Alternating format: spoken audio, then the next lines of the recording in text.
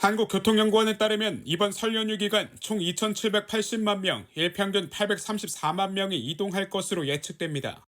이동수단으로 대부분 승용차를 이용할 것으로 예상되며 고속도로 일평균 통행량은 작년보다 14.1% 증가한 525만 대로 전망됩니다. 국토교통부는 오는 13일부터 18일까지를 설 특별교통 대책기간으로 지정하겠다고 밝혔습니다. 먼저 고속도로 이동 편의 서비스를 확대합니다. 고속도로 통행료를 2월 15일부터 18일까지 4일간 면제를 합니다. 그리고 졸음 쉼터 휴게소도 11개소 추가 운영해서 충분한 휴식 공간을 제공토록 노력하였고요. 교통안전도 확보합니다. 고속, 일반국도 242개 구간을 혼잡 예상 구간으로 정해 집중 관리할 예정입니다. 또 사고 위험 구간 전광판에 경고 문구를 표출하고 안전띠 착용 금지 시스템도 확대할 방침입니다. 고속도로 순찰 영상을 AI로 분석하는 등 법규 위반 차량 공익 신고를 강화하고 폭설, 결빙에 대비한 제설제 살포를 늘립니다. 대중교통 지원안도 마련했습니다. 버스, 철도, 항공 등의 운행 횟수와 좌석을 평시 대비 각각 12.7%, 9.7% 늘립니다. KTX SRT 역귀성과 인구 감소 지역 철도 여행 상품 이용 시에는 요금 최대 50%를 할인할 계획입니다. 아울러 정부는 공항 혼잡 완화 목표로 국제선 출국장을 최대 30분 앞당겨 운영하고 임시주차장을 늘리기로 했습니다.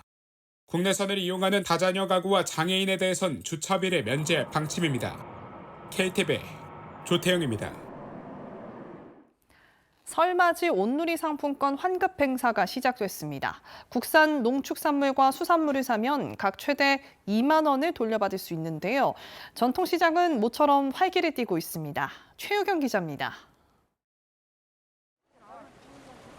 온누리 상품권 환급 행사가 시작된 전통시장. 설을 앞두고 먹거리를 사러 온 사람들로 북적입니다.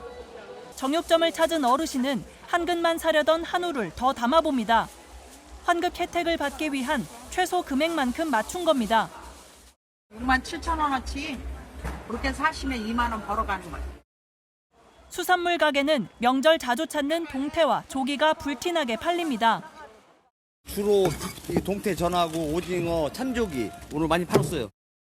온누리 상품권 환급 행사는 정부가 명절 장바구니 부담을 덜기 위해 마련한 겁니다.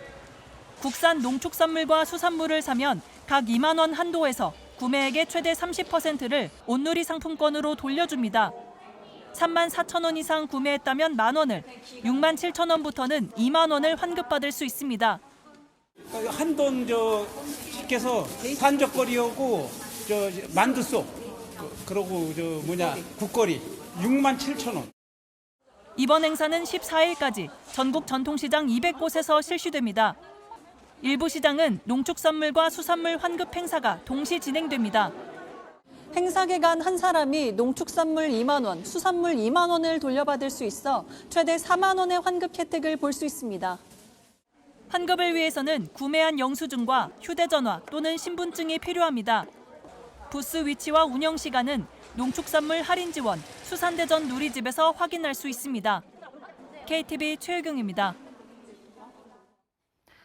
모두가 안전한 설 연휴를 위해 24시간 범정부 안전관리체계가 운영됩니다. 대설 강풍 취약시설과 사람이 많이 모이는 전통시장 등의 장소는 연휴 전까지 안전점검을 실시하고 연휴 기간에는 24시간 상황 관리에 나섭니다. 윤현석 기자의 보도입니다. 행정안전부는 연휴 기간 중앙재난안전상황실을 중심으로 관계부처, 지방정부와 함께 24시간 안전관리 체계를 운영합니다.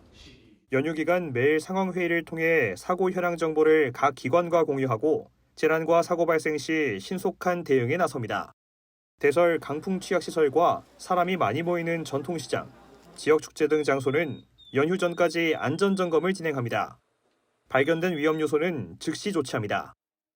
실제 비상 상황이 발생하면 항상 말씀드렸듯이 과하다 싶을 정도로 총력 대응해서 조기에 이 상황을 관리 잘 해주시기 바랍니다.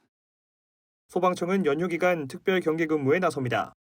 영화관과 사우나 등 다중이용 시설을 대상으로는 연휴 전까지 특별 소방 검사도 실시합니다. 쪽방촌과 주거용 비닐하우스 등 주거 취약 시설은 순찰을 강화할 예정입니다.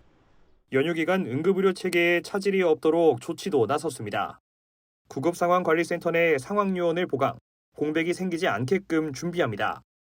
경찰은 연휴 마지막 날인 18일까지를 특별 치안대책 기간으로 지정했습니다. 이 기간 지역경찰과 기동순찰대, 경찰관 기동대 등 가용 경찰 인력을 총동원해 범죄와 사고 취약 지역 집중관리에 나섭니다. 한편 윤호중 행정안전부 장관은 경찰과 소방 일선 현장을 찾아 근무자들을 격려했습니다. 윤 장관은 은평소방서를 찾아 연휴 기간 응급의료 체계 운영 현황 등을 듣고 화재 예방 대책을 점검했습니다. 서대문경찰서 신촌지구대에서는 설 명절 특별 치안 대책을 점검했습니다. 윤 장관은 연휴 기간 특별 경계 근무에 최선을 다해 국민이 안전한 명절을 보낼 수 있도록 힘써달라고 당부하고 국민이 안심하고 고향에 다녀올 수 있도록 빈틈없는 치안 태세를 유지해달라고 강조했습니다. KTV 윤현석입니다. 설 명절을 앞두고 보이스피싱이 기승을 부릴 것으로 예상돼 주의가 요구됩니다. 금융당국은 정부나 금융기관 사칭부터 AI를 악용한 유형 등 범죄 수법을 숙지하고 침착하게 대응할 것을 당부했습니다. 보도에 김창규 기자입니다. 이 엄마시죠? 네네. 예, 잠시만요. 야, 나 빨리 얘기해줘, 엄마. 어르신 많이 얘기해. 왜요? 무슨 일 있어요? 아저씨가 때렸어. 갈수록 지능화하는 보이스피싱. AI로 만들어낸 자녀의 가짜 울음소리입니다. 자녀 이름과 학원명 등 사소한 정보를 더해 납치한 척 겁을 줘 돈을 뜯어냅니다. 설 명절을 앞두고 이런 보이스피싱이 기승을 부려 주의가 요구됩니다. 금융당국은 주된 수법을 담은 보이스피싱 피해 예방 10개명을 마련했습니다. AI 기술을 악용해 심리적 동요를 유발하려 하면 일단 보이스피싱을 의심해야 합니다.